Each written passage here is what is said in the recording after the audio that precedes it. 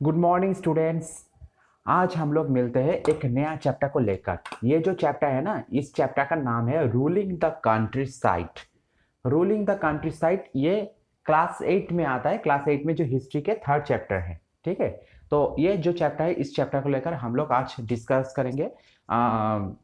इससे पहले हम लोग जो सेकेंड चैप्टर के ऊपर जो वीडियो बनाए थे, जो फ्रॉम ट्रेड टू टेरिटरी, तो ये जो चैप्टर था, ये चैप्टर भी देखा जाए तो वहाँ पर स्पेशली हम लोग डिस्कस कर रहे थे कि ईस्ट इंडिया कंपनी यहाँ पर, specially British east India company जब यहाँ पर आए थे तो वो ट्रेड के पर्पस में आए थे। और वहाँ पर ये आकर, यहाँ पर आकर वो ट्रेड के साथ साथ कैसे अपना टेरिटरी को भी यहाँ पर एक्सपेंड किया था, उसके बारे में हम लोग डिटेल्स में वहाँ पर डिस्कस किया था। तो वो जो चैप्टर है, सेकेंड चैप्टर, उस चैप्टर के साथ इस चैप्टर का भी बहुत ज़्यादा लिंक है। क्योंकि वो जो चैप्टर में वहाँ पर सिर्फ ये डिस्कस किया गया था कि ब्रिटिश लोग ने यहाँ पर कैसे अपना टेरिटरी को एक्सपेंड किया और कैसे वो उन्होंने अपने यहाँ पर जो अपना एडमिनिस्ट्रेशन सिस्टम को बनाया था, ठीक है। लेकिन यहाँ पर ये जो चैप्टर है ना, इस चैप्टर में हम लोग स्पेशली डिस्कस करेंगे कि यहाँ पर वो अपना इकोनॉमिक सिस्टम, जो मतलब मेन जो पर्पस में वो लोग यहाँ पर आए थे, तो उसका इकोनॉमिक सिस्टम को उन्होंने कैसे मेंटेन किया था। ऑब्वियसली वो यहाँ पर टेरिटरी अपना स्थापन किया था, तो टेरिटरी अगर स्थापन करना है तो टेरिटरी को मेंटेन भी करना है प्रॉपर तरीके से। वहाँ पर टेरिटरी को मेंटेन करना है, तो यहाँ पर अगर टेरिटरी को प्रॉपर तरीके से मेंटेन करना है तो वहाँ पर एक प्रॉपर एडमिनिस्ट्रेशन सिस्टम भी चाहिए और इकोनॉमिक सिस्टम भी चाहिए। तो यहाँ पर ब्रिटिश लोग जो ब्रिटिश ईस्ट इंडिया कंपनी जो यहाँ पर इंडिया में उस टाइम के दौरान जो एडमिनिस्ट्रेशन सिस्टम बनाए थे, तो वहाँ पर भी उनके अंदर भी वो इकोनॉमिक सिस्टम भी बनाए थे, जो इकोनॉमिक सिस्टम के अंदर बहुत सारे अलग अलग टैक्सेशन सिस्टम भी से। तो उस सिस्टम के लेकर ही यहाँ पर डिटेल्स में इस चैप्टर में डिस्कस किया जाएगा। तो ये चैप्टर का जो नाम है, इस चैप्टर का नाम है रूलिंग द कंट्री साइड, यानी कंट्री साइड। कंट्री साइड मतलब जो ग्राम के साइड के होले, मतलब विलेज एरिया के बारे में बोला जा रहा है। तो ये विलेज एरिया के वहाँ के जो कंडीशन थे उस टाइम के बारे में वहाँ पर बोला जा रहा है, ठीक है। तो ये चैप्टर के बारे में देखते हैं, यहाँ पर डिटेल्स में एक्सप्लेन करते हैं उसके बाद। तो सेकंड स्लाइड में यहाँ पर बोला जा रहा है कि ये सोशल साइंस के आवर पास 3, जो हिस्ट्री के जो चैप्टर है, थर्ड चैप्टर, वहां पर आ जाता है chapter 3 ruling the country side. Next यहाँ पर एक थर्ड स्लाइड में बोला जा रहा है the first English ship sailed towards India on 18th century. तो 18th सेंचुरी मतलब 1701 से स्टार्ट करके जो 1800 तक होता है। और पहला इंग्लिश शिप जो इंडिया के तरफ आए थे, मतलब इंडिया से सेल्ड हुआ था, तो वो 18th सेंचुरी में हुआ था। उसके बारे में यहाँ पर एक फोटो है जो एक ऑयल पेंटिंग है। तो ऑयल पेंटिंग के जरिए, उस टाइम में ऑयल पेंटिंग चलता था, उसके जरिए यहाँ पर दिखाया जा रहा है। इसके बाद नेक्स्ट स्लाइड, यहाँ से एक्चुअल चैप्टर शुरू होते हैं, grant of Deewani and financial powers. तो इससे पहले वाले जो वीडियो है, उस वीडियो में मैंने बताया था कैसे 1765 में ईस्ट इंडिया कंपनी को दीवानी मिला था, जो मुगल एम्पेरर शाह आलम टू के पास से वो दीवानी उनको मिला था। यानी बंगाल, बिहार और उड़ीसा के वहां पर जो टैक्स कलेक्ट करने का या रेवेन्यू कलेक्ट करने का जो राइट था, वो राइट उनको मिला था। तो उसके बारे में थोड़ा सा यहाँ पर जानते हैं। The East India Company was made the diwan of Bengal. तो ईस्ट इंडिया कंपनी को दीवान बनाया गया। दीवान जो होता है कि जो टैक्स कलेक्ट करते हैं, यानी रेवेन्यू कलेक्ट करते हैं, जमीन का जो रेवेन्यू होता है वो कलेक्ट करते हैं। तो ईस्ट इंडिया कंपनी को दीवान बनाया गया, कहाँ का? बंगाल का, ऑन 12 अगस्त 1765। तो उनको 12 अगस्त 1765 में उनको बनाया गया था। किसके द्वारा? By then Mughal emperor Shah Alam two. ये उस तब का जो मुगल एम्पेरर था, जो उसका नाम था शाह आलम टू, उनके पास वो उनके द्वारा ये बनाया गया था। Thus the company became of the chief financial administrator of the territory of Bengal। इसके वजह से क्या हुआ? कंपनी अब यहाँ का जो मुख्य जो फाइनेंशियल एडमिनिस्ट्रेटर थे, ठीक है, मतलब इकोनॉमी सेक्शन में जो मतलब एडमिनिस्ट्रेटर तो प्रशासनिक सेक्शन, वहाँ का जो इकोनॉमिक डिपार्टमेंट जो चलाते थे, तो वो बंगाल का उस टाइम का, बंगाल जो प्रोविंस था उस टाइम का, वहाँ का हेड हो गए थे ईस्ट इंडिया कंपनी। यानी पूरे यहाँ का फाइनेंशियल सिस्टम बंगाल का, उस टाइम बंगाल काफी बड़ा था, तो पूरे बंगाल का financial system east India company control करते थे। तो उसके बाद the company officials understood one important aspects of expanding there base in India. तो अब इस टाइम कंपनी के जो ऑफिशियल्स थे, उन्होंने क्या सोचा? उन्होंने एक चीज रियलाइज किया कि अगर यहाँ पर इंडिया में अपना अगर जो इकोनॉमिकल बेस अगर ठीक से बनाना है, तो उन्हें कुछ चीज करना पड़ेगा। क्या है? They understood the importance of those who had ruled the countryside in the past. तो उन्होंने इस चीज को रियलाइज किया कि इन लोगों को इंपॉर्टेंस देना पड़ेगा जो कंट्री साइड एरिया में सबसे ज्यादा फेमस है या वहां पर रूल करता है। कंट्री साइड मतलब विलेज एरिया में, यानी विलेज एरिया में जो फेमस है वहां पर जो रूल करता है, जो मुगल डायनेस्टी के टाइम पीरियड से विलेज एरिया में राज कर रहे थे, यानी जमींदार। तो इनको क्या करना पड़ेगा, इनको महत्वपूर्ण देना पड़ेगा, इनको इंपॉर्टेंस देना पड़ेगा। And had enjoyed authority and Prestige, तो उनको क्या करना, ये अथॉरिटी को अब क्या करते हैं, हैड एंजॉयड ऑथोरिटी, ये वहां का अथॉरिटी लेवल में पावरफुल थे, मतलब वहां पर इनका अपना एक प्रेस्टीज थे, अपना एक ख्याति थे वहां पर। और सबसे बड़ी बात है ये वहां का एक पावरफुल बंदा था, यानी गांव के लोग उनको सम्मान करते थे। तो ऑब्वियसली इनको लेकर ईस्ट इंडिया कंपनी को चलना पड़ेगा। यानी मुगल डायनेस्टी के टाइम पीरियड में अगर देखा जाए वहां पर जितने भी रिवोल्ट हुआ था, जो मुगल डायनेस्टी के डिक्लाइन के लिए भी एक इंपॉर्टेंट रीजन बोला जाता है, यह था पीजेंट रेवोल्यूशन। और पीजेंट रेवोल्यूशन का जो पीजेंट रिवोल्ट, और पीजेंट रिवोल्ट का जो स्टार्टिंग हुआ था, ये होने का मेन रीजन था ये जमींदार के वजह से हुआ था। जमींदार जो लोकल वाट अथॉरिटी में राज करते थे, ठीक है। तो ईस्ट इंडिया कंपनी अब इसी चीज को रियलाइज किया, उन्होंने सोचा जी जमींदार को छोड़कर कुछ नहीं हो सकता, और जमींदार को इसलिए जरूरत है। और सबसे बड़ी बात है, दूसरा जो रीजन मेन आता है वो की है कि ईस्ट इंडिया कंपनी को अब टैक्स कलेक्ट करना है, लेकिन उनका जो लोकल लेवल में जाकर उनको अगर टैक्स कलेक्ट करना है तो वो उनके द्वारा होता नहीं है, क्योंकि उनको लैंग्वेज इशू था कि east India company English language जानते थे, या लोकल लेवल में जो लोग थे वो फारसी लैंग्वेज जानते थे या लोकल लैंग्वेज जानते थे, तो इसलिए लैंग्वेज कम्युनिकेशन में भी प्रॉब्लम होता था। इसलिए ईस्ट इंडिया कंपनी सोचा कि अपना ये काम निकालने के लिए लोकल जो अथॉरिटी है यानी जमींदार, इनके ऊपर बहुत ही ज्यादा डिपेंडेंट हो, तो इनको ये दायित्व दिया जाए। तो इसलिए उन्होंने इसी तरह से काम आगे निकाला। The company wanted to be careful not to annoy those people, तो कंपनी अब केयरफुली इनके साथ डील करना स्टार्ट कर दिया। इन लोगों को सीधा इन लोगों के साथ डील नहीं किया था, मतलब इन लोगों को केयरफुली इन लोगों को मेंटेन करना स्टार्ट कर दिया था कंपनी उस टाइम में। Next slide, growth of revenue. Initially the company was just interested in collecting revenue so that its trade and other expenses could be financed।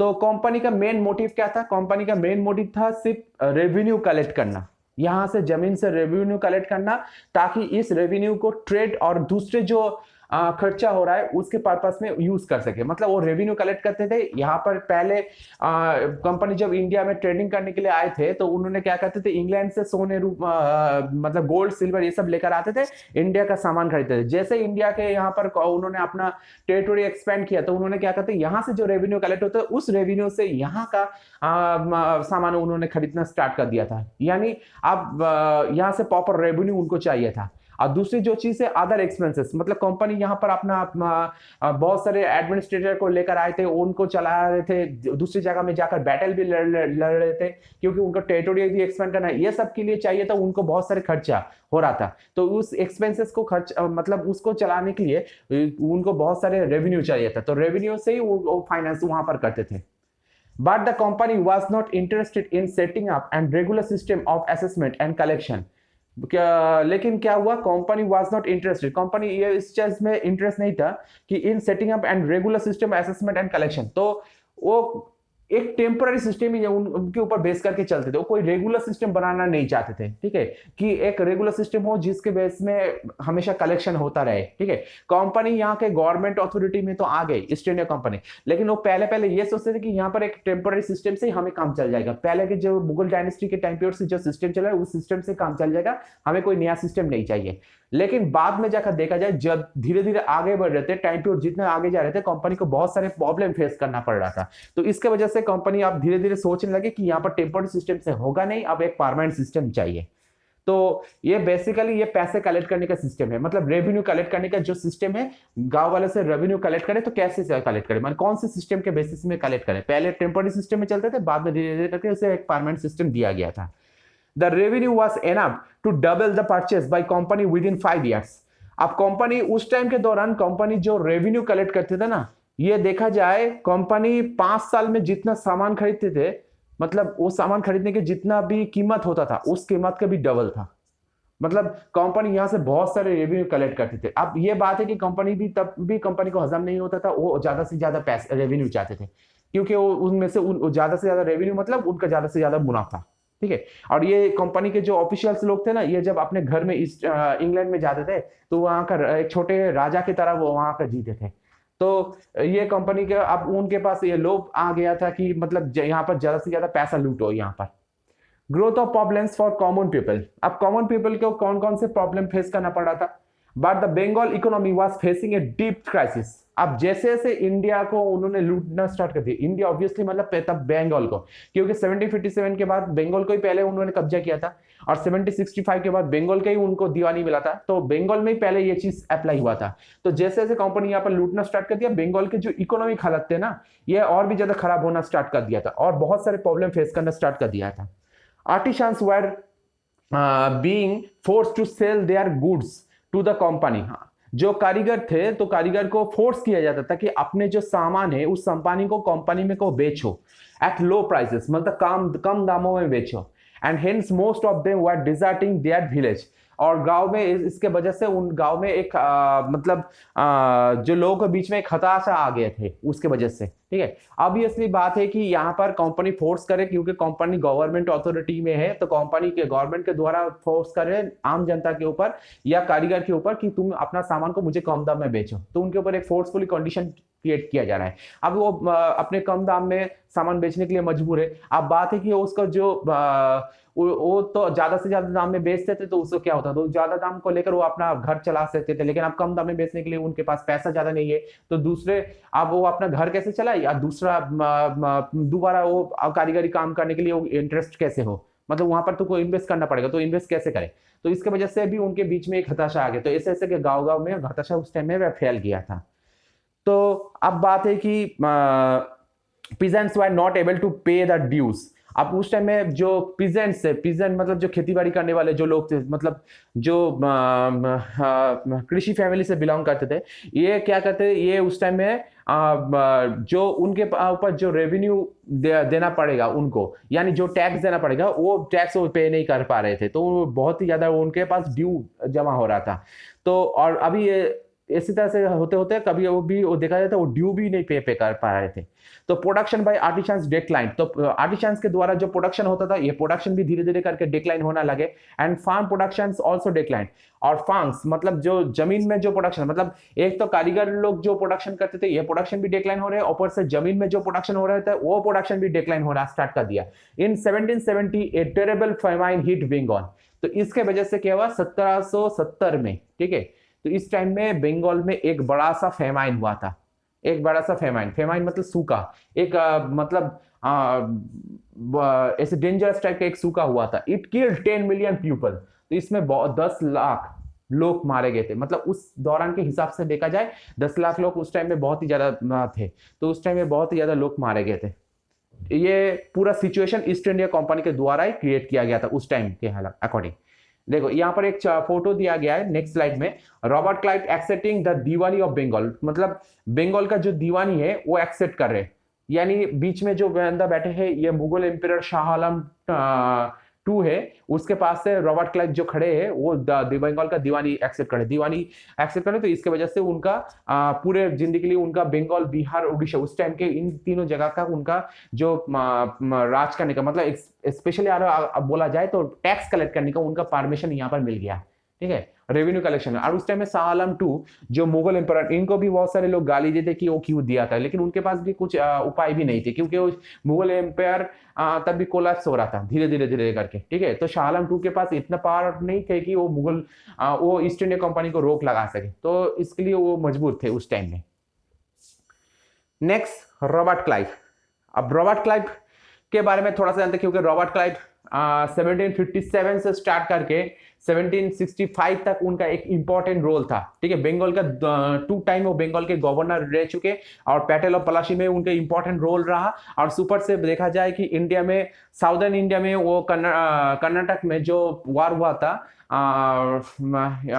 Anglo French वार हुआ था, ठीक है। तो उनके बीच, उनके टाइम में उस वार में इंग्लैंड के जो ईस्ट इंडिया कंपनी, उनके भी सक्सेस के पीछे भी रॉबर्ट क्लाइव का भी बहुत ही ज्यादा योगदान था।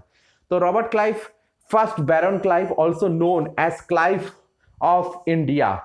तो ये पहला बैरन क्लाइव है। बैरन क्लाइव अब क्या चीज है, बैरन क्या चीज है, क्लाइव तो समझ में आ गया, रॉबर्ट क्लाइव उनका टाइटल से बोला जा रहा है। बैरन है कि यूरोप में जो फ्यूडल सिस्टम थे ना, उस फ्यूडल सिस्टम में जैसे सबसे ऊपर में आता है किंग, उसके बाद लॉर्ड, उसके बाद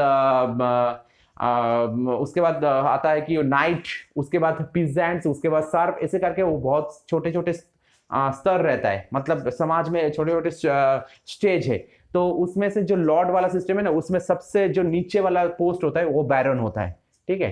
तो रॉबर्ट क्लाइव वहां का भी एक फेमस पर्सन थे जो एरिस्टोक्रेटिक फैमिली से बिलोंग करते थे, तो also known as Clive of India, तो इंडिया के क्लाइव नाम से वो जाने जाते थे।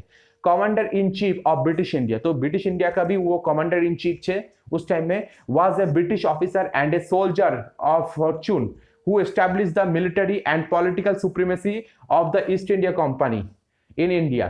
तो उस टाइम में देखा जाए कि वो ब्रिटिश एक ऑफिसर थे, वो पहले एक सोल्जर भी थे, जो जिन्होंने क्या किया, अपने मिलिट्री और पॉलिटिकल सुप्रीमेसी, मतलब वो सामरिक दृष्टि से और राजनैतिक दृष्टि से ईस्ट इंडिया कंपनी को इंडिया में एक्सपेंड करने के लिए भी बहुत ही ज्यादा उन्होंने मदद किया था, टुगेदर विथ वारेन हेस्टिंग्स। तो बाद में जाकर वारेन हेस्टिंग्स के साथ भी काम किया था, दोनों मिलकर क्या किया था, he was one of the key early figures in the creation two of British India. तो ब्रिटिश इंडिया का जो इंडिया में एक्सपेंड हुआ था, इसके लिए पीछे भी इन दोनों का बहुत ही ज्यादा योगदान था, जो इसमें रॉबर्ट क्लाइव का नाम भी बहुत ही ज्यादा आता है। He also sat for 2 boroughs as a Tory member of Parliament in Great Britain। तो ग्रेट ब्रिटेन में जो वहां के जो पार्लियामेंट थे ना, उस पार्लियामेंट में टॉरी मेंबर मतलब वहां के जो पार्लियामेंट के जो निचले हाउस है, तो लोअर हाउस, उस लोअर हाउस के जो मेंबर थे ना, उस मेंबर के भी एक वहां पर भी मतलब उनके वे सदस्य भी थे, ठीक है। तो ये भी एक इंपॉर्टेंट इंफॉर्मेशन है यहाँ पर कि इंग्लैंड के पार्लियामेंट का सपोर्ट भी उनके पास थे, तो इसके वजह से वहां पर बहुत ही ज्यादा उन्होंने आगे बढ़ना उनके लिए आसानी हो गया था। तो बोरोस, स्पेशली बोरोस जो होता है कि पौरसभा, मतलब जो म्यूनिसिपैलिटी एरिया में जो म्यूनिसिपैलिटी जो होता है वहां का जो मेंबर्स वहां वो थे, और उसके वजह से वो क्या होता है कि मतलब 2 म्यूनिसिपैलिटी का वो मेंबर थे, जिसकी वजह से वो पार्लियामेंट में भी बैठ सकते थे, वहां का टोरी मेंबर हिसाब से वो काउंट किया जा सकता था, तो इसलिए पार्लियामेंट का सपोर्ट भी उनके पास रहता था। तो आसानी से वो रॉबर्ट क्लाइव इंडिया में जो जो काम कर रहे थे वो काम करने भी उसका कोई प्रॉब्लम नहीं हो रहा था, पार्लियामेंट की तरफ से उसका सपोर्ट था। मॉडर्न हिस्टोरियंस हैव क्रिटिसाइज, तो आजकल के हिस्टोरियंस जो है ना, ये रॉबर्ट क्लाइव के क्रिटिसाइज करते हैं कि for atrocities and pillaging of treasures, तो उनके एट्रोसिटीज और पिलेजिंग के लिए उनको बहुत ही ज्यादा क्रिटिसाइज करते हैं। अब एट्रोसिटीज मतलब जो उनके जो मतलब वो जो भयंकर टाइप का जो हो जाता था, उसके लिए उनको क्रिटिसाइज करते थे, और पिलेजेस मतलब जो लूटपाट करते थे, तो इसके वजह से उनको क्रिटिसाइज किया जाता था बहुत ज्यादा, क्योंकि वो यहाँ के जो बंगाल के उस टाइम के जो ट्रेजर थे ना, उस ट्रेजर को वो लूटपाट करते थे, और उसके लिए वो जितना जो जाना चाहता, जितना जाना चाहिए वो उतना दूर जाते थे। तो इसके वजह से मतलब उनका एक जो लुटेरा टाइप का उनका एक इमेज बन गया था उस टाइम बंगाल में। तो in Bengal and India due to the high taxation he institute यहाँ पर पूरा दे दिया गया। तो यहाँ पर स्पेशली ये चीज है, रॉबर्ट क्लाइव का बंगाल में जो इमेज वो खराब था, और उसके वजह से ईस्ट इंडिया कंपनी को तो फायदा पहुंचा, लेकिन ऑल्टरनेट दृष्टि से देखा जाए कि इंडियन वालों को या बंगाल वालों को उस टाइम में कुछ फायदा नहीं पहुंचे थे। तो इसके वजह से मॉडर्न हिस्टोरियंस ऑब्वियसली जो इंडियन हिस्टोरियंस थे, तो इंडियन हिस्टोरियंस रॉबर्ट क्लाइव को क्रिटिसाइज करते थे बहुत ही ज्यादा इसके वजह से। नेक्स्ट स्लाइड, यहाँ पर रॉबर्ट क्लाइव के ऊपर छोटा सा कुछ इंफॉर्मेशन दिया गया है, हालांकि ये इंफॉर्मेशन बहुत ही ज्यादा इंपॉर्टेंट नहीं है, क्योंकि यहाँ पर बोला जा रहा है रॉबर्ट क्लाइव का बर्थडे कब हुआ था, ये सब चीज यहाँ पर बोला जा रहा है। जैसे बॉर्न September 25, 1725, मोरेटन से यूनाइटेड किंगडम, डाइट से November 22, 1774। उनका फुल नेम रॉबर्ट क्लाइव, उनका दफनाया गया था कहाँ पर, जैसे मोरेटन से यूनाइटेड किंगडम में। उनका स्पाउस के मतलब उनका पत्नी का नाम जो मार्गारेट मैस्कलाइन है, उनका चिल्ड्रन के नाम भी यहाँ पर दिया गया है। ये हालांकि ये स्लाइड इतना इंपॉर्टेंट नहीं है, ये जस्ट एक रॉबर्ट क्लाइव के बारे में एक छोटा सा इंफॉर्मेशन यहाँ पर मैंने प्रोवाइड किया है यहाँ पर। तो ब्रिटिश ईस्ट इंडिया कंपनी को यहाँ पर एम्पायर एक्सपेंड करने के लिए भी रॉबर्ट क्लाइव का बहुत ही ज्यादा योगदान है, ठीक है। अब बात है कि ये जो चैप्टर का मूल कॉन्सेप्ट यहाँ से स्टार्ट हो रहा है। 76-65 का मैंने बात किया है, वहां पर कंपनी को, ईस्ट इंडिया कंपनी को दीवानी मिला है। अब दीवानी मिलने के बाद कंपनी वो क्या कर रहे थे, अपने जो रेवेन्यू सिस्टम थे उस रेवेन्यू सिस्टम को लेकर वो यहाँ पर एक्सपेरिमेंट कर रहे थे। मतलब पहले कह रहे थे कि वो चाहते कि वो एक यहाँ पर कोई छेड़छाड़ ना करे, पुराने सिस्टम ही रहे, ट्रेडिशनल सिस्टम रहे, उस ट्रेडिशनल सिस्टम से अकॉर्डिंग यहाँ पर को रेवेन्यू कलेक्ट करें हम लोग, ठीक है। मतलब दीवानी तो मिल गया कंपनी को दीवानी मिल गया, कंपनी चाहते कि यहाँ से रेवेन्यू कलेक्ट करना है, लेकिन रेवेन्यू कलेक्ट करने का जो मतलब कौन से सिस्टम को अकॉर्डिंग वो रेवेन्यू कलेक्ट करेंगे, मतलब कैसे आम जनता के पास वो रेवेन्यू कलेक्ट करेंगे, ये चीज उनको समझ में नहीं आ रहा था। तो उन्होंने क्या किया, उन्होंने ट्रेडिशनल सिस्टम को ही मेंटेन किया था। अब ये ट्रेडिशनल सिस्टम चल रहे थे तो उसके बीच में बहुत सारे प्रॉब्लम हुआ, उनको फेस करना पड़ रहा था। तो उसके लिए वो क्या कर रहे थे, धीरे धीरे वो ट्रेडिशनल सिस्टम में चेंज लेकर आ रहे थे। जैसे जैसे वो आगे बढ़ रहा था, टाइम आगे बढ़ रहा था, वो चेंज लेकर आ रहे थे। तो ये चेंज 17 देखा जाए तो 1765 से स्टार्ट करके कम से कम 1793 तक ये एक्सपेरिमेंट चलता जा रहा था, ठीक है। बंगाल में रेवेन्यू सिस्टम को लेकर यहाँ पर बहुत सारे चेंज आ रहे थे, तो ये एक्सपेरिमेंट चलता जा रहा था। तो फाइनली जाकर यहाँ पर जो सिस्टम लेकर आया गया था वो था परमानेंट सेटलमेंट। मतलब रेवेन्यू सिस्टम में एक चेंज, सबसे जो परमानेंट टाइप का जो चेंज लेकर आया गया था वो था परमानेंट सेटलमेंट। तो परमानेंट सेटलमेंट और भी दो सेटलमेंट है, दूसरा है कि रायतवाड़ी सेटलमेंट, तीसरा है महलवाड़ी सेटलमेंट। ये पूरे इंडिया में जैसे जैसे वो अपना अपना कब्जा बनाया था, तो इसी तरह से वो अपना अपना अलग अलग जगह में वो अपना अपना अलग अलग अलग सेटलमेंट लेकर आए थे। और ये सेटलमेंट सभी चीज जुड़ा हुआ है रेवेन्यू सिस्टम से, यानी रेवेन्यू इस सेटलमेंट में स्पेशली ये चीज देखा जाता है कि जनता के पास जो पीजेंट है, वो पीजेंट के पास से रेवेन्यू कलेक्ट कैसे किया जाएगा, रेवेन्यू कितना अमाउंट रेवेन्यू कलेक्ट किया जाएगा, रेवेन्यू किसके द्वारा कलेक्ट किया जाएगा, और रेवेन्यू का जो कलेक्ट करने का रूल्स रेगुलेशन क्या होगा, ठीक है। और इसमें कंपनी अब इस चीज के साथ कैसे डील करेगी, ये सभी चीज में एक जो रूल्स रेगुलेशन के अकॉर्डिंग डिसाइड किया था वो था सेटलमेंट, ठीक है। अब अलग अलग जगह में अलग अलग सेटलमेंट आए।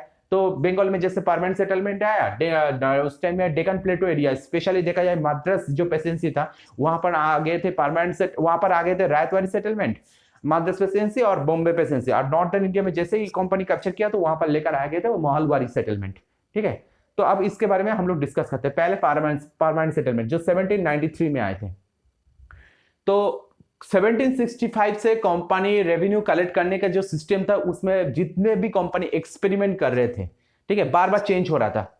कभी 1 साल के लिए वो रेवेन्यू कलेक्ट कर लेते, कभी 10 साल के लिए रेवेन्यू कलेक्ट कर लेते। तो ऐसे करके जो बार बार एक्सपेरिमेंट कर रहे थे, वो एक्सपेरिमेंट का एक नतीजा था ये परमानेंट सेटलमेंट, ठीक है। तो परमानेंट सेटलमेंट उन्होंने कंपनी ने क्या किया, the company had to take some steps to improve agriculture by improving investment by in land. इसमें कंपनी ये किया, the company had to take some steps of improve agriculture. तो इसमें कुछ स्टेप उन्होंने कंपनी ने लिया कि ताकि एग्रीकल्चर का मतलब जो खेतीबाड़ी थे उस खेतीबाड़ी को इंप्रूव किया जाए by improving investment in land. मतलब जमीन में कुछ इन्वेस्ट करने के बाद एग्रीकल्चर को और भी ज्यादा इंप्रूव कर सके, इसके वजह से तो कंपनी ने कुछ स्टेप लिया। स्टेप अब क्या क्या था, the permanent settlement was introduce in 1793। तो पहले 1793 में उन्होंने परमानेंट सेटलमेंट को इंट्रोड्यूस किया। According to this the rajas and talukdars were recognized as zamindars. तो इसके वजह से क्या है, जो राजा थे या तालुकदार थे, तालुकदार जो राजा के नीचे आते हैं, मतलब लोकल लेवल का अथॉरिटी सिस्टम था, इनको क्या करते कि इनको उस जमींदार माना जाता था। And were given the responsibility of revenue collection from the peasants. और पीजेंट के पास से तुम आप रेवेन्यू कलेक्शन करो, ये रेस्पॉन्सिबिलिटी उनको दिया जाता था। हालांकि उनको ये रेस्पॉन्सिबिलिटी देने का मेन कारण क्या था कि लैंग्वेज प्रॉब्लम, ठीक है। कंपनी के जो लोग थे, कंपनी के लोग के लोकल लेवल के रूल्स रेगुलेशन उनको पता नहीं था, और इस पीजेंट के साथ डायरेक्टली डील करना ये उनको आता नहीं था, क्योंकि उनको लैंग्वेज प्रॉब्लम था। तो इसलिए उन्होंने क्या किया, उन्होंने बीच का एक माध्यम रखा, और ये माध्यम कौन था, ऑब्वियसली राजा तालुकदार लोग थे, जिसे जमींदार कहा जाता था। The amount to be paid was fix permanently. अब कितना अमाउंट पे करना पड़ेगा, मतलब जो जमींदार लोग है, अब जमींदार लोग क्या करते हैं, पीजेंट के पास से वो टैक्स कलेक्ट करते थे, मतलब रेवेन्यू कलेक्ट करते थे, और ये रेवेन्यू को जो ईस्ट इंडिया कंपनी के ऑफिसर्स लोगों को दे देते हैं, ठीक है। अब बात है कि कितना अमाउंट पे करना पड़ेगा, ये चीज फिक्स्ड होता था। And hence the name permanent settlement, और इसका नाम किया गया परमानेंट सेटलमेंट। परमानेंट सेटलमेंट मतलब ये परमानेंटली ये सिस्टम रहेगा बंगाल में, कभी ये चेंज नहीं होगा, ये डिसाइड किया गया था। The company officials felt that it would ensure a regular flow of revenue. तो कंपनी ऑफिशियल्स वो अब ये क्या सोचे थे, वो सोचे थे कि इसके वजह से कंपनी में रेगुलरली रेवेन्यू आता रहेगा, मतलब रेगुलरली जो जमीन से जो पैसा है वो पैसा आता रहेगा, तो इसके वजह से कंपनी का ट्रेजरी हमेशा फुलफिल रहेगा। कंपनी यही सोचा था। They also felt that this would motivate the zamindars to invest in improving the land. और कंपनी ये भी सोचा था कि इसके वजह से जमींदार क्या होगा, मोटिवेट होगा ताकि वो जमीन में और भी ज्यादा पैसा इन्वेस्ट करे। ठीक है, तो ये कंपनी ये सोचा था। The zamindars would benefit from increased production because the revenue demand would not be increased। और इसके वजह से कंपनी ये सोचा था कि जमींदार इससे मोटिवेट होगा तो वो जमीन में इन्वेस्ट करेगा। तो इसके वजह से होगा कि क्योंकि क्यों इस जमींदार इंटरेस्ट होगा, क्योंकि इसमें जो रेवेन्यू डिसाइड किया गया था ना, जो कंपनी को पे करना पड़ेगा वो फिक्स्ड है, वो पहले से फिक्स्ड है, यानी वो कभी बढ़ेगा नहीं। तो जमींदार क्या करेगा, जमींदार जो हर साल के जो फिक्स्ड अमाउंट है उस फिक्स्ड अमाउंट को ही उसे ईस्ट इंडिया कंपनी को पे करना पड़ेगा उस जमीन के अकॉर्डिंग। ठीक है, तो जमींदार सब पिजन के पास से जितना भी चाहे वो मर्जी ज्यादा वो ले सकते हैं। ठीक है, मतलब अगर समझ लो कि ईस्ट इंडिया कंपनी को तुम्हें हर साल में 100 रुपया पेमेंट करना पड़ेगा, तो जमींदार को एक जमीन के लिए 100 रुपया वहां से कलेक्ट करना पड़ेगा। ठीक है, अब जमींदार अपने ये फिक्स्ड है, ये 100 रुपया पूरा फिक्स्ड है। अब जमींदार अपने फायदे के लिए वहां पर क्या कर सकते हैं कि वो पिजन के पास से वो ज्यादा से ज्यादा ले सकते हैं, वो 100 की जगह में 150 ले सकते हैं, यानी ये जो 50 रुपये एक्स्ट्रा आ रहा है ना, ये जमींदार का फायदा है। तो ईस्ट इंडिया कंपनी ये के जो ऑफिशियल्स थे ये सोचा था कि जमींदार का इसके ऊपर में लाभ होगा उनका। अब जैसे ही वो उसका लाभ होगा तो वो क्या करेंगे, वो इसमें और भी ज्यादा इंटरेस्ट होंगे और वो जमीन में और भी ज्यादा इन्वेस्ट करेंगे। तो इसके वजह से क्या होगा कि कंपनी का भी हमेशा रेवेन्यू आता रहेगा और जमींदार भी खुश है। लेकिन इस चीज में नुकसान किसका है, पिजन का नुकसान है। ठीक है, क्योंकि पिजन के ऊपर शोषण बहुत ज्यादा हो रहा है। Next slide, the problem of permanent settlement. तो परमानेंट सेटलमेंट का प्रॉब्लम क्या है, the revenue was fixed at such a high level that the zamindars found it difficult to pay. अब जो रेवेन्यू सेटलमेंट किया गया था, रेवेन्यू जो फिक्स किया गया था, ये फिक्स था बहुत ही ज्यादा। अब ये जमींदार भी पे नहीं कर पा रहे थे, यानी देखा जाए पीजेंट भी एक जमीन के लिए वो पूरा जमींदार को दे नहीं पा रहे थे और जमींदार भी वो चीज ईस्ट इंडिया कंपनी को पे नहीं कर पा रहे थे क्योंकि ये रेवेन्यू बहुत ही ज्यादा था। ये जमींदार who fail to pay the revenue loss the जमींदारी। अब जो जमींदार यहाँ पर पे कर नहीं कर पा रहे थे ना पूरा, वो अपना जमींदारी खो बैठे थे। यानी देखा जाए इस टाइम में बहुत सारे जो जमींदार थे जो उनको जमींदारी राइट मिला था, तो उनमें से बहुत सारे जमींदार थे जो ओल्ड जमींदार थे वो अपना जमींदारी खो बैठे और उसके जगह में नया जमींदार आने लगे। ठीक है, तो अब नया जमींदार जो जिसके अपने जो क्लैन का कोई परंपरा भी नहीं था, उनको जमींदारी राइट्स देने लगे क्योंकि उनका ईस्ट इंडिया कंपनी सोच रही थी कि ये हमारे टैक्स कलेक्ट कर सकते हैं। तो ईस्ट इंडिया कंपनी नया जमींदार लेकर आने लगे और पुराने जमींदार को छांटने लगे। ठीक है, इसी तरह से उनका मेन मकसद था कि कोई जो हमें टैक्स कलेक्ट करके देगा, जो हमें रेवेन्यू कलेक्ट करके देगा, हम जो अमाउंट बोल रहे हैं उसी अमाउंट के हिसाब से, तो वही उनके पास ही जमींदारी राइट रहेगा। तो इसी तरह से पुराने जमींदारी को छाट रहे और नई जमींदारी आ रहे। Hence जमींदार were not investing in the improving of land। अब जमींदार क्या कर रहे थे, जमींदार ये सोच रहे कि मुश्किल से ईस्ट इंडिया कंपनी को हम टैक्स पे कर पा रहे तो हमारा लाभ भी कम हो रहे, तो लैंड का इंप्रूव करने का कोई फायदा नहीं है। सिर्फ मेन मकसद है लैंड से जितना जो हो सके वहां से पैसा कलेक्ट करो। ठीक है, अगर लैंड के ऊपर तुम वहां पर कुछ इन्वेस्ट ना करो तो वहां पर प्रोडक्शन नहीं होगा। ठीक है, ये जियोग्राफी का नियम है क्योंकि वहां पर हमने देखा है कि एक लैंड में एक साल ठीक अच्छा प्रोडक्शन होता है, दूसरा साल अच्छा प्रोडक्शन होता है, तीसरा साल अच्छा प्रोडक्शन है, चौथा साल की जाकर वहां पर प्रोडक्शन थोड़ा सा कम होता है कि अगर वहां पर तुम ठीक से इन्वेस्ट ना करो तो।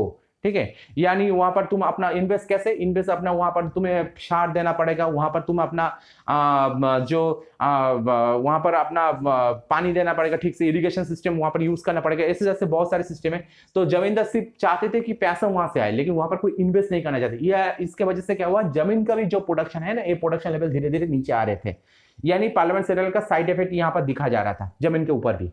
But the situation changed by the first decade of the 19th century। अब 19th century यानी 1801 से जब टाइम स्टार्ट हुआ था तब वहां पर क्या है, उसके जो फर्स्ट डिकेड थे यानी 1801 से स्टार्ट करके 1810 तक, तो इस टाइम में क्या हुआ था, सिचुएशन चेंज होना स्टार्ट कर दिया था। There was price rise and expansion in cultivation. तो उस टाइम में क्या हुआ था, जो मूल्य थे वो मूल्य बहुत ही ज्यादा बढ़ रहे थे और मतलब प्रोडक्शन करना भी बहुत ही मुश्किल हो रहा था। The income of the zamindars increased, but it did not result in any gain for the company because of fixed revenue demand। तो इस टाइम में जमींदार का आय भी बहुत ज्यादा हो रहा था, लेकिन बात है कि कंपनी का रेवेन्यू कलेक्शन बहुत ज्यादा नहीं बढ़ रहे थे। मतलब परमानेंट सेटल में सबसे बड़ा जो प्रॉब्लम था कि यहाँ पर रेवेन्यू सिस्टम फिक्स किया गया था, तो इसके वजह से कंपनी वो फिक्स्ड अमाउंट ही रेवेन्यू ले सकते थे, जमींदार के पास से वही अमाउंट ले सकते, मतलब मैंने जैसे 100 रुपया बोला तो 100 रुपया ले सकते। अब बात है कि जमींदार पिजन को टॉर्चर करके पिजन के पास से ज्यादा रेवेन्यू कलेक्ट करते थे, उनको डरा धम करके। इसके वजह से जमींदार का लाभ होना स्टार्ट कर दिया था ये 19th, क्योंकि पहले उनको समझ में नहीं आ रहे थे। अब 19th सेंचुरी के बाद से उनको समझ में आ गया कि कैसे पिजन के पास से उसको लेना है, ठीक है, पूरे सिस्टम को उनका दिमाग में आ गए थे। तो उन्होंने क्या किया, पिजन को लूटना स्टार्ट कर दिया और ज्यादा से ज्यादा पिजन के पास से उन्होंने पैसा लूट कर उन्होंने अपने फायदे के लिए रख रहे थे। अब बात है कि जो जमीन का जो पैसा, मतलब जहां से जो रेवेन्यू फिक्स किया गया था एक जमीन का, जो 100 रुपया, ईस्ट इंडिया कंपनी तो 100 रुपया मूल्य से मसत है, ठीक है, वो उससे खुश है। बात है कि जमींदार उस जमीन का पहले 100 के 150 वो ले रहे थे, अब बात है कि 100 के ऊपर वो कम से कम 250-300 ले रहे थे। मतलब अब जितना भी वहां पर जमीन के ऊपर जो रेवेन्यू है ना, उस रेवेन्यू से बहुत ही ज्यादा वो ले रहे थे, 2 गुना 3 गुना वहां से रेवेन्यू कलेक्ट हो रहे थे। इसके वजह से साइड इफेक्ट क्या हो रहा था, एक तो जमीन के ऊपर भी बहुत ही ज्यादा प्रेशर आ रहा था, दूसरा है कि वहां पर जो पीजेंट है वो पीजेंट के ऊपर भी बहुत ही ज्यादा प्रेशर आ रहा था, यानी जमींदार तो खुश। बात है कि अब ईस्ट इंडिया कंपनी का हालत क्या है, ईस्ट इंडिया कंपनी के तरफ से ये नेगेटिव चीज है, इसलिए है क्योंकि ईस्ट इंडिया कंपनी का जो इनकम था ना, वो इनकम फिक्स्ड हो गया। अब जैसे जैसे इंडिया में ईस्ट इंडिया कंपनी का टेरिटरी एक्सपेंड हो रहा था, ईस्ट इंडिया कंपनी चाह रहे थे ज्यादा से ज्यादा रेवेन्यू उनके पास हो, लेकिन इधर तो इनकम फिक्स्ड है, वो इनकम तो आगे नहीं बढ़ रहे थे क्योंकि वो पहले से ट्रीटी साइन करके बैठे हैं जमींदार के साथ। अब बात है कि ईस्ट इंडिया कंपनी की यहाँ पर ही उनका नुकसान सहना पड़ रहा था, तो इसके बारे में वो धीरे धीरे सोचना स्टार्ट कर दिया था ईस्ट इंडिया कंपनी। उसके बाद the zamindars prepared to earn as much profit as they could and seldom bothered about investing in land. तो जमींदार क्या करते, वो प्रिफेयर करते थे कि to earn as much profit, तो यहां से भी ज्यादा से ज्यादा प्रॉफिट ले सके, as they could and seldom bothered, ठीक है। तो वो क्या किया, अब वो क्या मतलब कभी कभी क्या कर सकते कि कभी कभी जमींदार परेशान भी हो सकते थे अबाउट इन्वेस्टिंग इन लैंड, कि जमीन में इन्वेस्ट करे या ना करे। They were just happy to lease out the land to tenants. अब उन्होंने क्या किया, जमीन का डायरेक्टली रेस्पॉन्सिबल नहीं लेते उन्होंने। ये 19th सेंचुरी के जो फर्स्ट डिकेड थे ना, वहां से ये सिस्टम आना स्टार्ट कर दिया। उन्होंने क्या कहते हैं, जमीन को डायरेक्टली लीज लेते थे, लीज देते थे। और किसको देते थे, टेनेंट्स को, यानी टेनेंट्स को उन्होंने उस टाइम से लीज देना स्टार्ट कर दिया था, ठीक है। अब बात है कि जो टेनेंट्स है, मतलब टेनेंट्स मतलब है किराएदार, किराएदार को लीज देना स्टार्ट कर दिया। मतलब एक जमीन का बहुत सारे किराएदार आ जाता था, ठीक है। पहले क्या करते थे कि ये ईस्ट इंडिया कंपनी ने क्लियरली उनको बोल दिया कि जमीन के जो किराया, मतलब जमीन का जो होगा, ये जमीन के तुम इस जमीन का जमींदार हो। तो बात है कि तुम जमींदार हो तो तुम्हें अगर इस जमीन का एक फिक्स तुम्हें टैक्स पेमेंट करना पड़ेगा, ठीक है। ये पहले ईस्ट इंडिया कंपनी को जमींदार को बोलते थे। अब जमींदार जो वो क्या करते थे कि वो फिक्स टैक्स पेमेंट करते थे। अगर वो टैक्स पेमेंट ना कर पाए एक साल के अंदर, या जो पर्टिकुलर टाइम पीरियड बोला जाता है, तो उसमें जमींदार का जमींदारी राइट्स चले जाते थे, ठीक है। अब जमींदार ने धीरे धीरे ऐसे करके बहुत सारे जमींदार का जमींदारी राइट्स चले गए। तो नया जो जमींदार आए ना, उन्होंने इसका एक तोड़ निकाला। उन्होंने क्या किया, उन्होंने इस चीज का प्रॉब्लम को सोल्यूशन करने के लिए उन्होंने अपने जो जमीन थे ना, जो जमीन उसका जमींदारी, जो जमीन उसको मिल रहा है टैक्स कलेक्ट करने के लिए, उस जमीन को वो क्या देते थे, लीज दे देते थे, ठीक है। वो अपने अंदर में किसी एक टेनेंट्स को लीज दे देते। अब ये जो टेनेंट्स है, ये टेनेंट्स भी दूसरे टेनेंट्स को लीज दे देते। तो ऐसे करके बहुत सारे लीज जाते थे, ठीक है। अब समझ लो कि एक जमीन का उनको कम से कम 2 टेनेंट्स के पास लीज लिया गया। तो उसमें क्या होता है कि अब बात है कि ईस्ट इंडिया कंपनी ने बोला कि हमें एक 100 रुपया चाहिए इस जमीन के ऊपर से बेस करके रेवेन्यू चाहिए। अब जमींदार बोलते हैं कि मुझे इसमें कम से कम 100, इसके ऊपर भी कम से कम 100 रुपया चाहिए, ठीक है, कि मुझे लाभ चाहिए। तो यानी 200 रुपया कलेक्ट करना है पिजन के पास से। अब जमींदार लीज दिया टेनेंट्स को, पहला टेनेंट्स चाहते कि उसके ऊपर भी 50 रुपया लाभ हो उनका, ठीक है। तो 200 प्लस 50 250। अब बात है कि दूसरा वाला टेनेंट्स वो भी चाहते थे कि उसका भी 50 रुपया लाभ हो, ठीक है। तो 250 प्लस 50 कम से कम 300। तो ऐसे करके क्या होता है, पिजन के ऊपर भी बहुत ज्यादा प्रेशर आते थे, ठीक है। अब ईस्ट इंडिया कंपनी को एक्चुअली मिलना चाहिए कितना, उनका मिलना चाहिए 100 रुपया, लेकिन बात है कि पिजन के पास से कितना लूटते थे, कम से कम 200 रुपये एक्सेसिव लूटते थे। तो इसी तरह से पिजन के ऊपर भी बहुत सारे प्रेशर आते थे और पिजन को भी उनका भी हालत भी पतली हो जाता था इसके वजह से।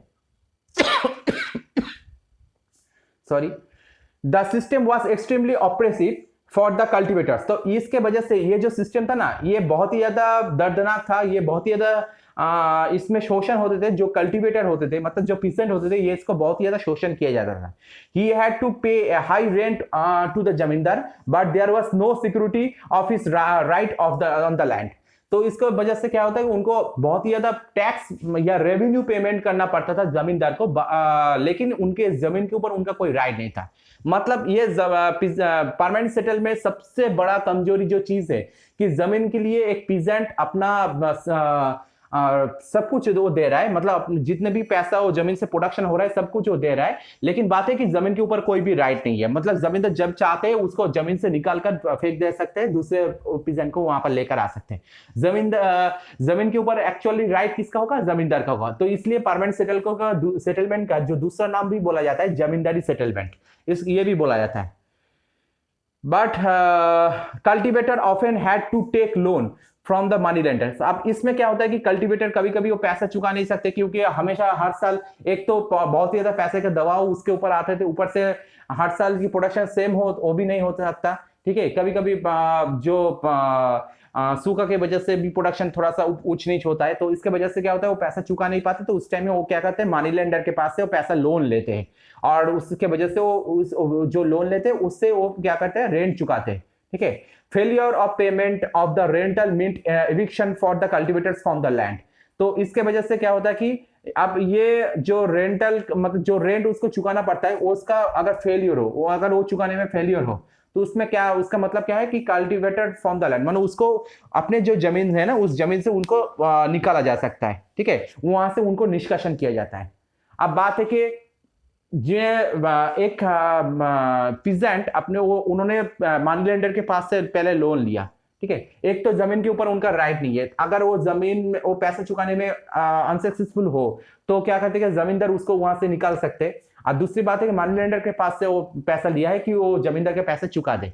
अब बात है कि मनी लेंडर का पैसा वो कैसे चुकाए? मनी लेंडर का पैसा जो अगर वो नहीं चुका पाए तो मनी लेंडर क्या करेंगे? मनी लेंडर आप करेंगे कि वो उस पीजेंट के ऊपर टॉर्चर करेंगे। तो इसी तरह से पीजेंट का हालत सबसे ज्यादा खराब होते थे ये परमानेंट सेटलमेंट में। ठीक है, तो ब्रिटिश का जो उन्होंने जो तोड़ निकाला था कि यहाँ पर बंगाल में उस टाइम में जो जिस किसी तरह से रेवेन्यू कलेक्ट करे, तो वो जो तोड़ था परमानेंट सेटलमेंट का नाम से, तो ये एक्चुअल में पीजेंट के लिए सबसे खतरनाक हुआ था उस टाइम में। और ब्रिटिश के लिए भी एक चीज सबसे ब्रिटिश ईस्ट इंडिया कंपनी के लिए भी एक चीज लाभ थे ये बोल नहीं सकते, क्योंकि इसमें उनका जो अमाउंट वो कलेक्ट करते थे मतलब जो रेवेन्यू अमाउंट कलेक्ट करते थे ये फिक्स थे। तो इसके वजह से उनका जो जमींदार जो एक्सेसिव अमाउंट में जो रेवेन्यू कलेक्ट करते ना तो वो उनको नहीं मिल रहा था। तो इसकी वजह से ईस्ट इंडिया कंपनी को भी बहुत सारे नुकसान उठाना पड़ रहा था। तो चार्ल्स कॉर्नवालिस परमानेंट सेटलमेंट के लिए उनका भी एक बहुत ही ज्यादा योगदान था। 1793 के आसपास जो परमानेंट सेटलमेंट आए थे, तो इनका भी एक बहुत ही ज्यादा योगदान था। कॉर्नवालिस के बारे में यहाँ पर थोड़ा सा इंफॉर्मेशन दिया गया है। चार्ल्स कॉर्नवालिस जो first marquis Cornwallis from governor general of India, तो इंडिया का एक्चुअल में यहाँ पर होगा former governor general of Bengal होगा, यहाँ पर थोड़ा सा गलत इंफॉर्मेशन है, तो वो बंगाल का एक गवर्नर जनरल थे। Charles Cornwallis first marquis Cornwallis KG styled viscount Brome between, ये सब उनका पद का नाम है। 1753 and 1762 and known as the earl Cornwallis between 1762 and 1792, मतलब अलग अलग टाइम पीरियड में कौन कौन से पद लिया था ये सब चीज यहाँ पर बोला जा रहा है। Was a British army officer and colonial administrator, तो एक ब्रिटिश आर्मी ऑफिसर भी थे और कॉलोनियल एडमिनिस्ट्रेटर भी थे। कहां पर जन्म लिया था, कहां पर उनका डेथ हुआ था, स्पाउस का नाम, एजुकेशन कहां से हुआ, चिल्ड्रन कहां क्या है और सिबलिंग्स क्या है, ये सब चीज यहाँ पर डिस्कस किया गया है। बात है कि ये स्लाइड इतना ज्यादा इंपॉर्टेंट नहीं है, तुम लोगों को जस्ट इंफॉर्मेशन मिल सके तो इसलिए मैंने ये स्लाइड यहाँ पर प्रोवाइड किया है। ये इतना इंपॉर्टेंट नहीं है चार्ल्स कॉर्नवालिस के बारे में जो इंफॉर्मेशन यहाँ पर दिया है। Next, sale room of East India House drawn by Thomas Rowlandson and August Charles Pugin C 1809। तो 1809 के आसपास में एक यहाँ पर एक फोटो है जो एक ऑयल पेंटिंग है, तो यह पेंटिंग यहाँ पर दिया गया है। इस बात है कि इसमें ईस्ट इंडिया एक हाउस के बारे में बोला जाए जो सेल रूम है वहां पर, यहाँ पर सेल रूम स्पेशली जो नीलाम होता है ना उस नीलाम के सिचुएशन के यहाँ पर दिया जा रहा है, जो जमींदार को जमींदारी जो राइट मिलेगा, ठीक है, तो ये भी डिसाइड होता था नीलाम के द्वारा डिसाइड होता था। ठीक है, जो ज्यादा से ज्यादा बोली लगाएगा कि मैं इस जमीन से इतने ज्यादा पैसा कलेक्ट करके मैं दे सकता हूँ ईस्ट इंडिया कंपनी को, तो उनको ही जमींदारी राइट मिलता था। तो ये वही सेल रूम है, ठीक है, जिस जगह में ये होता था। तो ईस्ट इंडिया हाउस के वही जगह के बारे में यहाँ पर दिया गया है। नेक्स्ट जो स्लाइड है, अब धीरे धीरे हम लोग परमानेंट सेटलमेंट के बारे में डिस्कस कर चुके। अब बात है कि परमानेंट सेटलमेंट जो कमी था, ठीक है, इस कमी के लिए ईस्ट इंडिया कंपनी धीरे धीरे करके दूसरे जगह में उन्होंने इसका तोड़ निकालना स्टार्ट कर दिया, ठीक है। जैसे जैसे इंडिया में ईस्ट इंडिया कंपनी का अपना टेरिटोरी एक्सपेंड होना स्टार्ट कर दिया, तो उन्होंने सोचा कि दूसरी जगह में आप परमानेंट सेटलमेंट को दोबारा ये नहीं दोहराएंगे, हम लोग वहां पर कोई नया कुछ चीज लेकर आएंगे। तो इसके वजह से वहां पर भी उन्होंने नया कुछ चीज के लिए उन्होंने ट्राई किया था, ठीक है। ये तो एक कारण था। अब दूसरी बात है कि परमानेंट सेटलमेंट सभी जगह में ये अप्लाई भी नहीं होता था, ठीक है, क्योंकि बंगाल में उस टाइम में जमींदार भी बहुत ज्यादा थे, तो इसलिए जमींदारी परमानेंट सेटलमेंट को वहां पर इंट्रोड्यूस किया गया। लेकिन साउदर्न इंडिया या नॉर्दर्न इंडिया में उस टाइम में परमानेंट सेटलमेंट इंट्रोड्यूस करने का वहां पर सुविधा भी नहीं थे, तो इसलिए उन्होंने दूसरा कोई तोड़ निकाला था दूसरे ये जगह के लिए। अब बात है कि हम लोग नॉर्दर्न इंडिया के बारे में थोड़ा सा डिस्कस करेंगे। यहाँ पर पहले ही बोला जा रहा है डेफिनेशन ऑफ महल, तो हम लोग जिस चीज के ऊपर हम लोग डिस्कस करेंगे ये है महलवारी सेटलमेंट। तो हम लोग पहले जानते हैं महल क्या है। In British revenue records Mahal is a revenue states which may be A village और ए ग्रुप ऑफ विलेज। तो ब्रिटिश रेवेन्यू रिकॉर्ड्स के अकॉर्डिंग महल क्या है, महल एक रेवेन्यू स्टेट्स है, ठीक है। मतलब रेवेन्यू तो हमें पता है जमीन से जो शुल्क हम लोग लेते हैं वो चीज है रेवेन्यू। तो रेवेन्यू स्टेट मतलब एक बहुत सारी जमीन को मिलाकर हो रहा है, ठीक है, एक स्टेट टाइप का हो जा रहा है। विच में भी विलेज, एक गांव हो सकता है या बहुत सारे गांव को एक साथ मिलाकर हो सकता है। तो मतलब महल बनाया जाता है एक पर्टिकुलर गांव को भी लेकर। अब पर्टिकुलर एक गांव हो तो ये बड़ा गांव होगा, और ग्रुप ऑफ विलेज होगा तो ये बहुत सारे छोटे छोटे गांव को मिलाकर एक महल होगा, ठीक है। अब ये महल को मतलब वो मिलकर उस एक जो महल है ना, वो वहां पर जितने भी गांव है सबको मिलकर ये यहाँ पर टैक्स पेमेंट करना पड़ेगा, ठीक है। तो ये इनका सिस्टम है, सिंपल सिस्टम है। अब बात है कि नेक्स्ट हम जाते हैं महलवारी सेटलमेंट में। By the early 19th century, मतलब 19th सेंचुरी के शुरुआत में the company officials were planning to change the revenue system. तो उन्होंने क्या सोचा, कंपनी ऑफिशियल अब रेवेन्यू सिस्टम में चेंज लेकर आए। ये new system was devised Holt Mackenzie. तो नया सिस्टम जो लेकर आए, ये कौन लेकर आए थे, जिसके द्वारा लेकर आए थे उसका नाम था होल्ड मैकेंजी, ठीक है। ये स्पेलिंग के ऊपर थोड़ा सा ध्यान देना कि जैसे मैंने बोला कि लॉर्ड कॉर्नवालिस, उसके बाद मैकेंजी, ये सब स्पेलिंग के ऊपर थोड़ा सा ध्यान देना। Mackenzie was convinced about the importance of village in the north Indian society. तो मैकेंजी क्या किया उस टाइम में, मैकेंजी उन्होंने नॉर्दर्न इंडिया में जो गांव है ना, उस गांव का इंपॉर्टेंस के बारे में उन्होंने सोचा, और वहां के जो सोसाइटी, उस सोसाइटी के ऊपर नॉर्थ इंडियन सोसाइटी में वहां पर गांव के ऊपर इंपॉर्टेंस को देखा, उसके ऊपर बेस करके उन्होंने ये सिस्टम बनाया था। He wanted to preserve the importance social institution. तो उन्होंने क्या सोचा, उन्होंने सोचा था कि वहां के जो सोशल इंस्टीट्यूशन है उसे प्रिजर्व किया जाए, मतलब सामाजिक दृष्टि से जो इंस्टीट्यूशन है मतलब इसका फायदा लिया जाए। वहां पर नॉर्थ इंडिया में जो गांव है ना, वहां पर बहुत सारे लोग, वहां पर सब फैमिली जो थे वो ज्वाइंट फैमिली थे, तो उन्होंने इस चीज का फायदा लिया। उन्होंने इस चीज का फायदा लेकर देखा कि सभी लोग एक साथ मिलजुल कर रहते हैं, तो इस चीज का फायदा लेकर उन्होंने एक सिस्टम बनाना सोचा। He sent collectors to different villages to take a survey. वहां पर उन्होंने क्या किया, आप कलेक्टर्स को भेजना स्टार्ट कर दिया, ठीक है। डिस्ट्रिक्ट लेवल में जो कलेक्टर थे वो कलेक्टर को भेजना स्टार्ट कर दिया अलग अलग गांव में, ताकि वो वहां पर जाकर सर्वे करे, मतलब सर्वे करके वहां से रिपोर्ट लेकर आए। Data regarding land size and type of customs. तो वहां पर क्या है कि डाटा चाहिए किसके अकॉर्डिंग में, कि जमीन का साइज क्या है, and type of customs and rights of different groups were collected. वहां पर कौन कौन से रिचुअल्स रहते, कौन कौन से चेंज आ रहा था, और राइट्स ऑफ डिफरेंट ग्रुप्स, अलग अलग कौन से ग्रुप है, लोगों के बीच में कैसे वहां पर डिफरेंस है, ये सब चीज को लेकर इंफॉर्मेशन लेकर आने के लिए उन्होंने भेजा था डिस्ट्रिक्ट कलेक्टर को। The revenue estimation was done for each village. अब इसके द्वारा ये जो सर्वे हुआ था, इसके द्वारा अब डिसाइड किया गया कि अलग अलग गांव का कैसे वहां पर रेवेन्यू होगा, ठीक है, मतलब किस गांव के लिए कितना रेवेन्यू फिक्स्ड होगा, ये चीज को डिसाइड किया गया था। The village was known as mahal. अब इसके बाद ये जो गांव थे ना, ये गांव को महल बोला जाता है। तो महल दूसरे तरीके से हो सकता है, एक बड़ा गांव हो तो एक महल होगा, या बहुत सारे छोटा गांव हो तो छोटे गांव को एक साथ मिलाकर एक महल हो जाएगा। Hence this system was known as Mahalwari system. अब इसको बोला जाता है Mahalwari system. It also decided to revise the revenue demand periodically। यहाँ पर भी एक सर्टेन टाइम पीरियड के लिए रेवेन्यू फिक्स्ड होता था, ठीक है। परमानेंट सेटलमेंट के लिए में जो था वो एकदम से परमानेंट था, मतलब वो पूरे जिंदगी के लिए था। लेकिन महलवारी सेटलमेंट एक सर्टेन टाइम पीरियड, जैसे मान लो 10 साल के लिए रेवेन्यू फिक्स्ड है, ठीक है, 10 साल के बाद फिर से सोचा जाएगा कि रेवेन्यू कितना होगा, तो इसी तरह से वो डिसाइड करते थे। The village headman was given the responsibility two of revenue collection. अब इसका रेस्पॉन्सिबिलिटी कौन लेता था? विलेज के जो हेडमैन होता है, मतलब गांव के जो मुखिया होता है, वही रेवेन्यू कलेक्ट करेगा, कलेक्ट करके ईस्ट इंडिया कंपनी को जाकर देगा। ठीक है, अगर वो कलेक्ट ना कर पाए तो गांव के मुखिया का पद उसका नहीं रहेगा, उसके जगह में उसको चेंज होगा, दूसरे किसी को मुखिया दिया जाएगा। तो ये सिस्टम वहां पर होता था। महलवारी सेटलमेंट जो नॉर्दर्न इंडिया में, ये चीज अप्लाई करने का बहुत सारे कारण थे। मेन कारण ऑब्वियसली परमानेंट सेटलमेंट जो प्रॉब्लम हुआ था, उस प्रॉब्लम को हटाना चाहते थे ईस्ट इंडिया कंपनी में। उनके नजर से अगर देखा जाए तो उन्होंने देखा कि ईस्ट इंडिया कंपनी को लाभ नहीं हो रहे थे, क्योंकि इसमें जो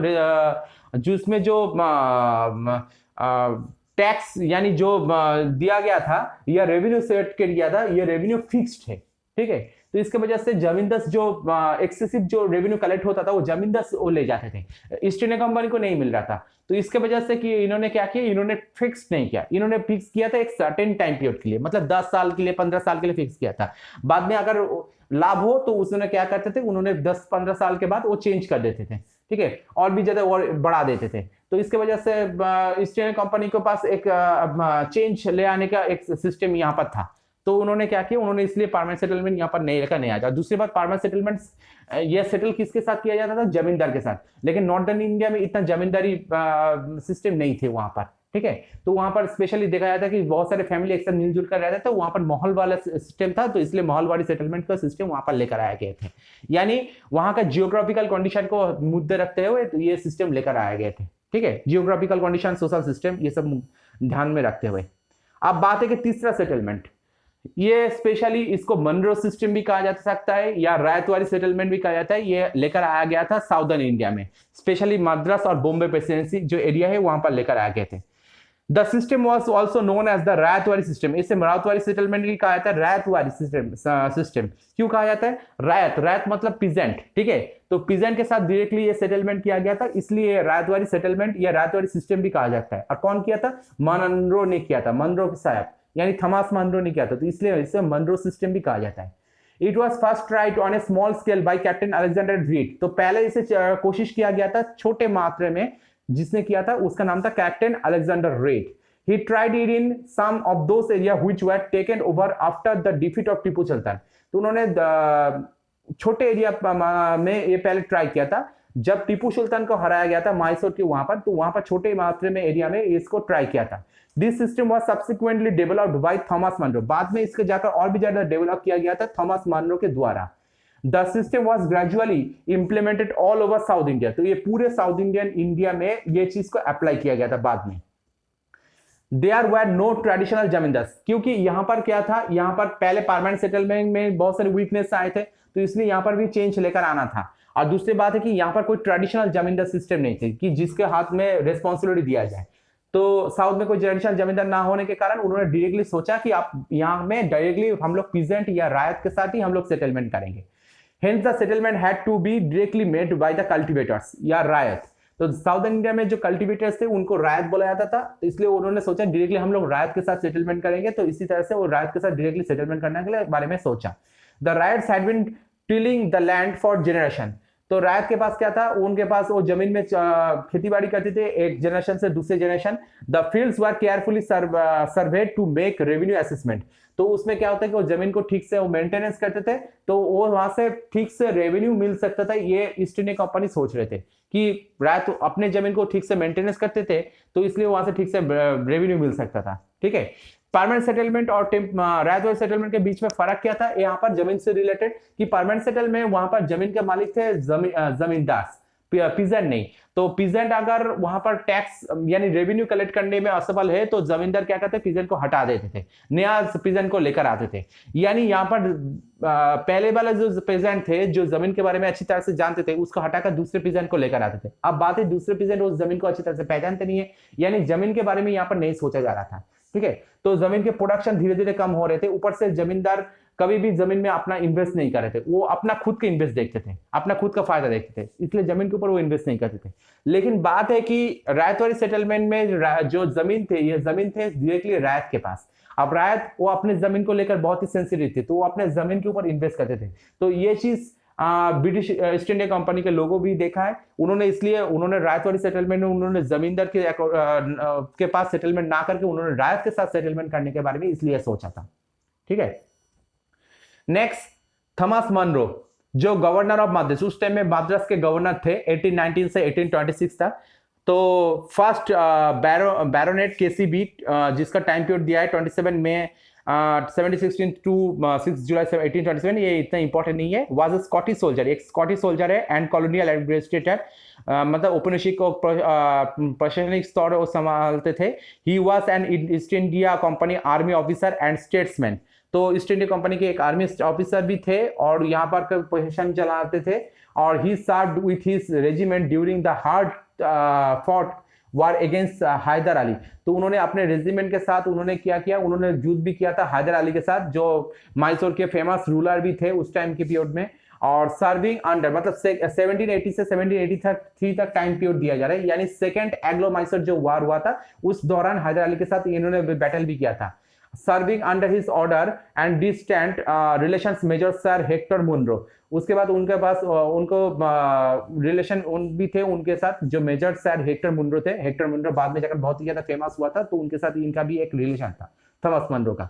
तो ये स्लाइड इतना इंपॉर्टेंट नहीं है, जस्ट तुम्हें इंफॉर्मेशन देने के लिए ये चीज दिया गया। यहाँ से हम लोग एक इंपॉर्टेंट इंफॉर्मेशन जान सकते हैं कि थॉमस मनरो जो मद्रास के गवर्नर थे और दूसरा हैदर अली के साथ उनका लड़ाई भी हुआ था। ये दो चीज यहाँ से इंपॉर्टेंट इंफॉर्मेशन हम लोग मिल सकते हैं हमें।